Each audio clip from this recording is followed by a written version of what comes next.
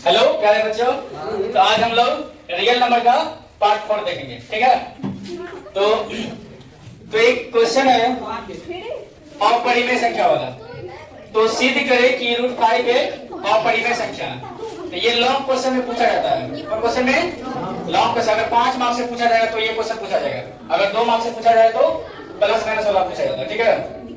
इसको प्रूव करने के लिए ये क्या है कि विरोधाभास करना है। क्या है? विरोधाभास। क्योंकि ये इसको अपरिमेय करना है तो हम इसको क्या मानेंगे?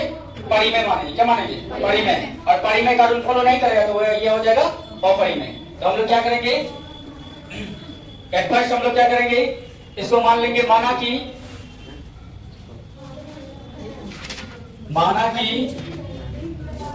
यदि संभव हो तो √5 एक परिमेय संख्या है। √5 एक परिमेय संख्या है। √5 एक क्या है? परिमेय संख्या। अब हम लोग क्या किए? इसको परिमेय मान लिए। तो परिमेय संख्या मान लिए तो परिमेय संख्या क्या होता है? p/q के रूप में होता है। तो इसलिए हम लोग करेंगे √5 बराबर क्या करेंगे? p/q। √5 बराबर क्या होगा? p/q। अब इसमें क्या होता है? जहां p और q का एक के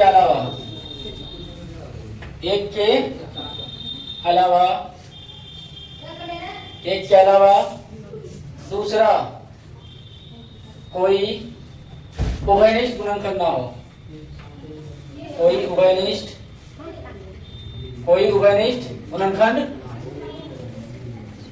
गुणनखंड ना हो। तो परिमेय संख्या क्या होता है? एक के अलावा कोई भी उभयनिष्ठ गुणनखंड नहीं होता है। जैसे हम लोग है, जैसे 4/7। तो 4/7 क्या परिमेय संख्या ना? p/q। तो ऐसा कोई भी संख्या नहीं जिससे 4 भी कट जाए और 7 भी कट जाए। ऐसा है कोई संख्या नहीं है। एक है। क्या है? एक है। इसको हम लोग सात गुणनखंड बोलते हैं या उभयनिष्ठ गुणनखंड बोलते हैं। तो एक से क्या? एक से ये भी डिवाइड होगा और ये एक के अलावा दूसरा कोई भी संख्या डिवाइड नहीं हो। ये परिमेय संख्या प्रॉपर्टीज है, ठीक ना। अगर ये एक से क्या हो जाएगा? दूसरा संख्या से डिवाइड हो जाए तब ये परिमेय नहीं रहेगा। तब ये क्या बन जाएगा? अपरिमेय हो जाएगा, ठीक है। और यहाँ पे तो पता है q does not equal to क्या होता है? 0 होता है।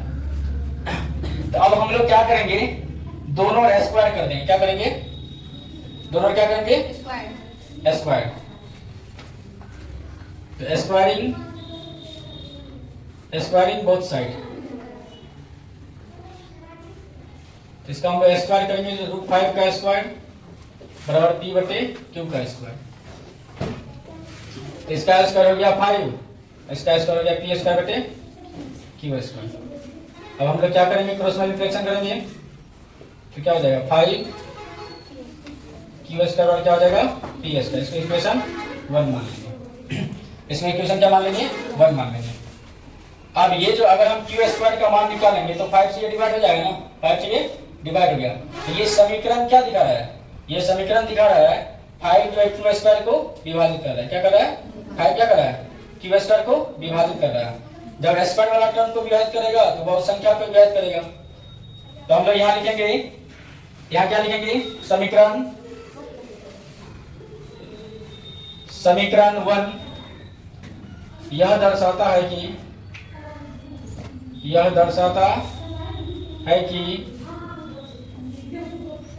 5p² को विभाजित करता है। 5p² को विभाजित करता है।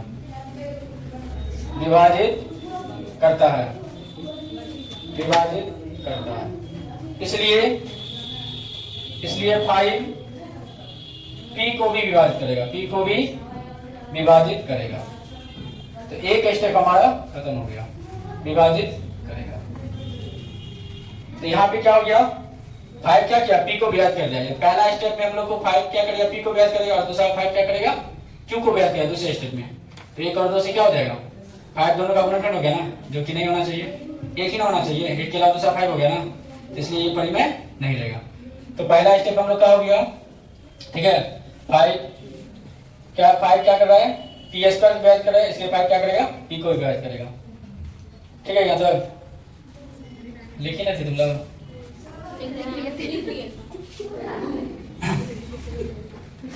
अब हम लोग दूसरा स्टेप क्या करेंगे, p बराबर क्या मानेंगे, अगर रूट 5 है तो 5 के मानेंगे, रूट 3 है तो 3 के मानेंगे, रूट 2 रहेगा तो 2 के मानेंगे, ये माना जाता है। और फिर उसको क्या करेंगे, p का मान इसमें रखेंगे तो फिर ये क्या जाएगा, प्रूफ हो जाएगा।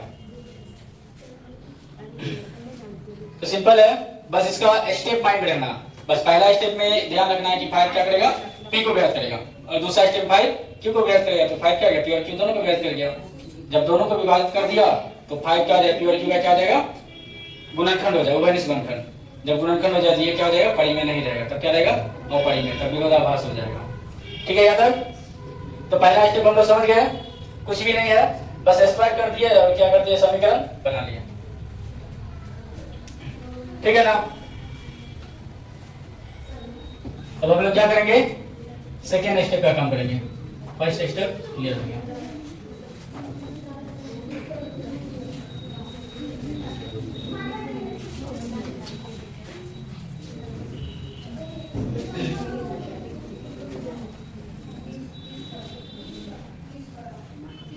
ठीक है, तो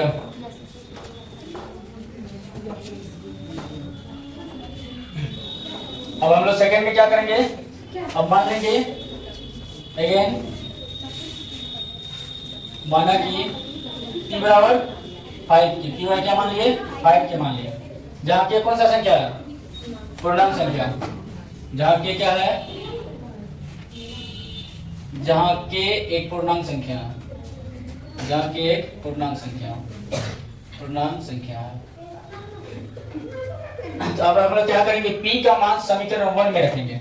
p का मान समीकरण 1, तो समीकरण 1 यहाँ पे है, तो लिखेंगे p का मान समीकरण, p का मान समीकरण 1 में रखने के, 1 में रखने पर, तो p का मान समीकरण 1 में रखने पे, समीकरण 1 हमारा क्या है, ये है, तो हम लोग क्या करेंगे, p का मान क्या करेंगे, समीकरण 1 में रखेंगे। समीकरण 1 क्या था, क्या था समीकरण 1, 5q² बराबर p², ये समीकरण 1 है ना। तो हम लोग क्या करेंगे, 5q², p का मान क्या है, 5k, क्या है, तो 5k का क्या कर देंगे, स्क्वायर कर देंगे। ये हो गया 5q², ये कितना हो गया, 25k² हो गया। तो q² बराबर क्या हो जाएगा, इसको यहाँ पे भी छोड़ सकते हैं, या आगे भी कर सकते हैं। इसको हम लोग समीकरण 2 मान लेंगे, क्या मान लेंगे, 2 मान लेंगे। ठीक है, अब ये क्या आ जाएगा, या इसको एक स्टेप पर कर ले, तो q² बराबर क्या हो जाएगा, 5 कट जाएगा ना, क्या हो जाएगा, 5k²। इसको मान लेते हैं हम समीकरण 2 मान लेते हैं। ठीक ना। तो अब अगर k² का मान निकालेंगे, 5 यहाँ आ जाएगा इसके नीचे, तो समीकरण 2 से क्या हो रहा है, ये 5 किसको व्यक्त कर रहा है, q² को। जब उसके स्क्वायर को व्यक्त करे तो वो संख्या को विभाजित करता है। अगर 3 अगर 9 को विभाजित करता है तो 3 को भी करेगा ना। तो अगर 5 क्या करता है, 5 का स्क्वायर 25 को व्यक्त करता है तो 5 को व्यक्त करेगा। तो इसी प्रकार क्या करेगा, ये 5 क्या करेगा, q² को व्यक्त करेगा, क्या करेगा। तो यहाँ पे हम लोग क्या लिखेंगे, फिर वही लिखेंगे, समीकरण 2 यह दर्शाता है कि 5q² को विभाजित करता है, 5q² को विभाजित करता है। तो इसलिए 5q को भी, इसलिए 5q को भी विभाजित करेगा।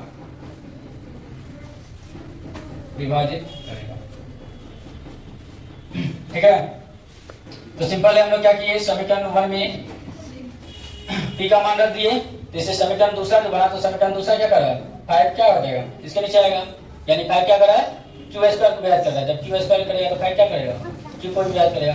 इसका मतलब पहला स्टेप में 5p को किया था और दूसरा स्टेप 5 किसको करा है, q को, दोनों को विभाजित कर दिया ना। इसका मतलब क्या, समीकरण 1 और 2 से क्या हो जाएगा, 5p और q का उभयनिष्ठ गुणनखंड हो जाएगा। लेकिन ऊपर में हम लोग क्या देखे थे, एक के अलावा दूसरा नहीं होना चाहिए, यहाँ दूसरा हो गया ना, जब दूसरा हो गया तो वो परिमेय नहीं रहेगा, तब क्या बन जाएगा, अपरिमेय बन जाएगा।